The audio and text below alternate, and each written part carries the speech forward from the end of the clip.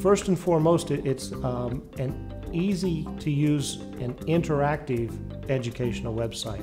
It's not simply a data dump of information, and it's not a canned activity where the outcome is always predetermined. It's one in which the student, while they're interacting, gets a different answer depending on the way they go through the activity. Welcome to Virtual Knee Surgery. This activity will show you the process of replacing a failing knee joint. Are you ready? Today, our patient is a 76-year-old man. It is mandatory to check the patient's vital signs before beginning surgery.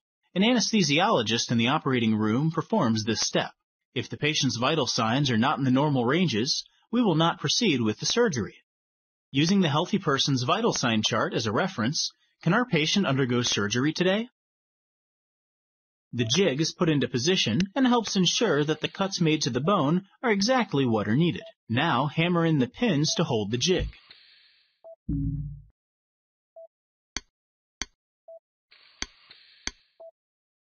We can now remove the alignment device. The pins will hold the jig firmly in place. Now for some real bone shaping. Use the bone saw to cut the bone so it is prepared for the new femoral component.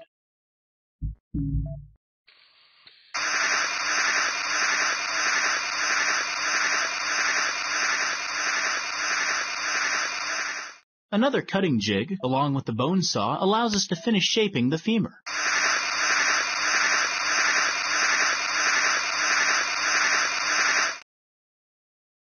Let's move on and shape the tibia. When I talk to other teachers about Edheads, I tell them, it's a free site, it's easy to navigate for teacher and student. There's also a teacher guide. There are assessments at the end of most of the activities, which is quite important because a lot of students sometimes need a little bit of a focus when going through activities, so there is an assessment tool at the end.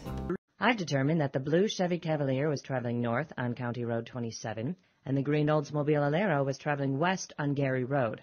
The first thing we need to do is start to gather physical evidence, carefully and accurately. Anything we do could ultimately end up being defended in court, so you owe it to yourself, the patrol, and to the people who died here today to get it right.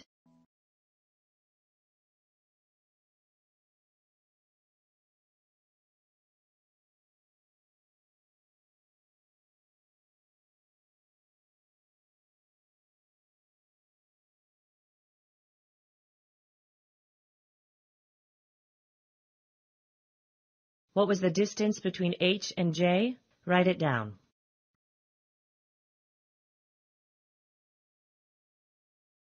Following the skid marks in the grass, determine where the front left tire, G, left the road.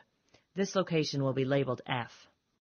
Now measure and record the distance between G and F.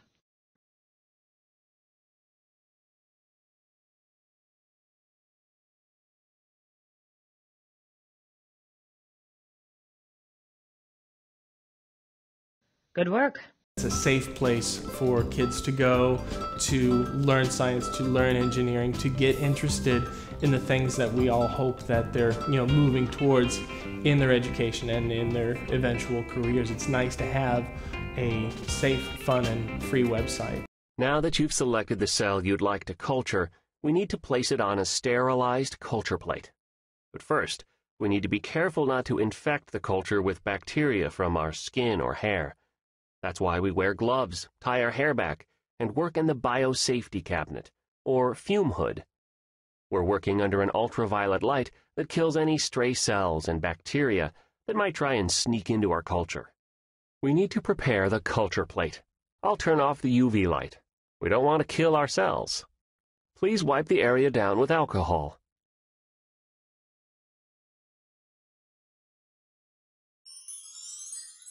We'll add growth medium, a liquid containing sugars, amino acids, and other nutrients needed for cell growth outside of the body.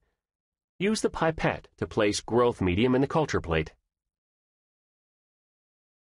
Whether you're a biology teacher, whether you're a physics teacher, whether you're just a general science teacher, there's enough activities to cover all of those bases, and the kids love them. I would like to see Edheads used more often in school because, there are some kids out there who would not get into learning very much, but just getting the entertainment value in can help them learn.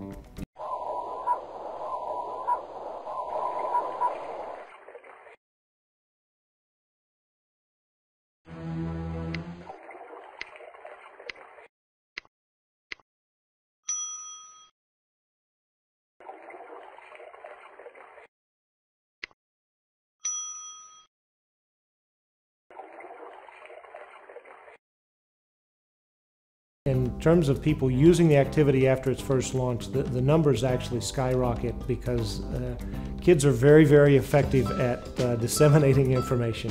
With cell phone, we launched at a very calm time right after the school year. So kids weren't talking about it at school, but we still ended up with a couple 100,000 hits in the month of June, right after we launched.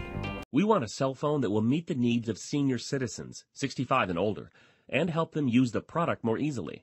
We need the basic phone to cost less than $100 and have an acceptable battery life. So, give us something senior citizens will love. While you design your phone, you will see the cost of the various options and the battery life indicators on screen change. Be sure to pay attention to this, as our client deserves the best, and that includes meeting the parameters he's set. So, start designing!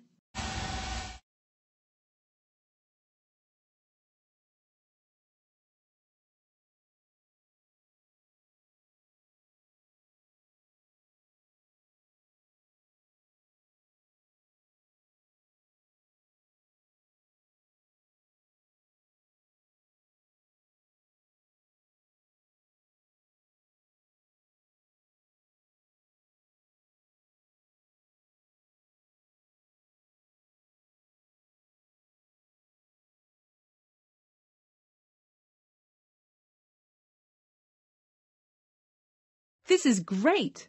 We already have a group of people interacting with your phone. Let's listen to what they are saying and see how well they like it.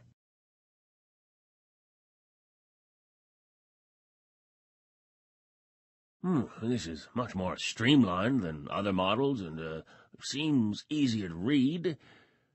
My hands aren't as steady as they used to be. I only want a phone, not all of that other stuff. So this is great. Simple layout. Buttons are easy to see. It's just great. Thank you for visiting Edheads. See how you can be a part of our organization and fund future activities.